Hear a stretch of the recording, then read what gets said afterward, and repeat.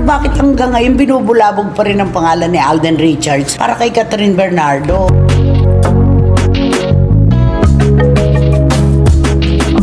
Akin lang naman bakit ginagamit si Alden na weapon para saktan itong si Mayor Mark Alcala. Di raw gusto ng mga Bernardo itong si Mayor Mark. Ang talaga daw matimbang sa puso nila at gustong gusto nila, lalo ni Mami Min, ay si Alden Richards. May mga ganun. Nakikita siguro ng Bernardo, may patutunguhan ng aming anak. Pag si Alden ang... Bakit kay Mayor Mark wala? Bitiranang kolumnista na si Christopher Min, nagulat nang mabulabog muli ang pangalan ng kapuso aktor na si Alden Richards dahil kina Catherine Bernardo at Mayor Mark Alcala.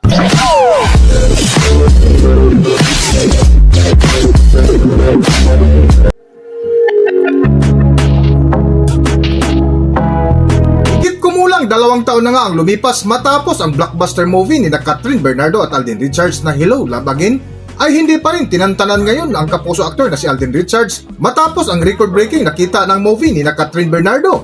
Ngunit sa latest vlog nga ni Christopher Min ay isa ito sa kanilang mainit na paksa na kung saan nagulat sila nang mabulabog ang pangalan muli ni Alden Richards ngayon dahil kina Catherine Bernardo at Lucina Mayor Mark Alcala. Para sa buong kwento, narito at ipanoorin ang video.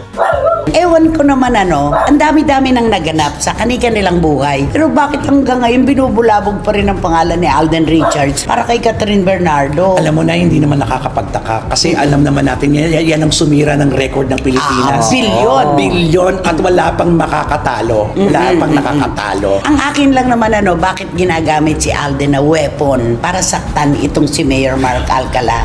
Bakit kailangan siyang gamitin na kesyo hindi raw gusto ng mga Bernardo itong si Mayor Mark? Ang talaga daw matimbang sa puso nila at gustong gusto nila, lalo ni Mami Min, ay si Alden Richards. May mga ganun, may ganon.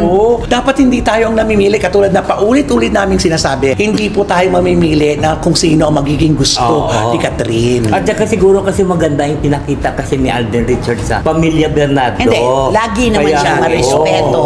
Di ba? Marespeto siya. Saka siguro yung pagiging businessman ni Alden, Gusto niya. yung pagtanaw sa kinabukasan, yung paghahanda sa anumang magaganap sa kanyang buhay, siguro yun ang gustong-gusto sa kanya ng mga Bernardo. Kahit naman sino, di ba, makikita mo itong lalaki ito, napakamasinop, marespeto. Hindi pa man. Hindi pa man. Yung sa sarili niyang buhay, alam mo, makikita mo, napaka-ayos man at napaka-buti. Alam mo yung walang pangit na mga balita. Totoo, disiplinado, Diba? Oo. organisado, wala kang maririnig ng mga negatibo, walang kaaway, lahat pinagbibigyan. Totoo. Kaya siguro yun ang dahilan. Yun naman siguro Hindi talaga. dahil sa ayaw nila kay Mayor Mark para kay Catherine, Oo. kundi pinupuri lang siguro yung mga katangian ni Alden. Hindi natin masisisi.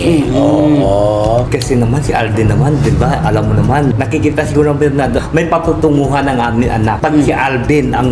Bakit kay nasa Mayor tabi Mark niya. wala? Ay, kasi tignan mo naman si Mayor Mark, ano ginagawa niya? Puro secret. Di ba? Secret pag kumain sila, secret pag pumunta kung saan. Hindi katulad kay Alden nga, di ba? Ay siguro niyayaya siguro na itong gagawin mo. Pag may pera ka, magnegosyo tayo, ganito, ganun. Siguro maganda yung Mga plano. Oo. Kasi business-minded din ang pamilya Bernardo Correct. Kaya ganun siguro yun. Pero wag lang po sanang i-weaponize itong si Alden para lamang po makakuha ng issue laban kay Mayor Mark. Oo, at saka hayaan niya naman si Catherine kasi kung saan sarili, kay Daniel na tapos na, kay Catherine, kay Alden, kay Yung kay Mayor. Alden, wala naman silang kinumpirma Correct. na nanligaw o naging sila. Wala. Wag na. Nananahimik po yung tao. Inaayos ang kanyang sariling buhay. Yes. Wag na nating idikit pa kay Catherine dahil alam na po natin kung sino ang kadikit ng pangalan ngayon ni Catherine Bernardo. Pag may Catherine, may Mayor. May Mayor. Yun. Ganun lang yun.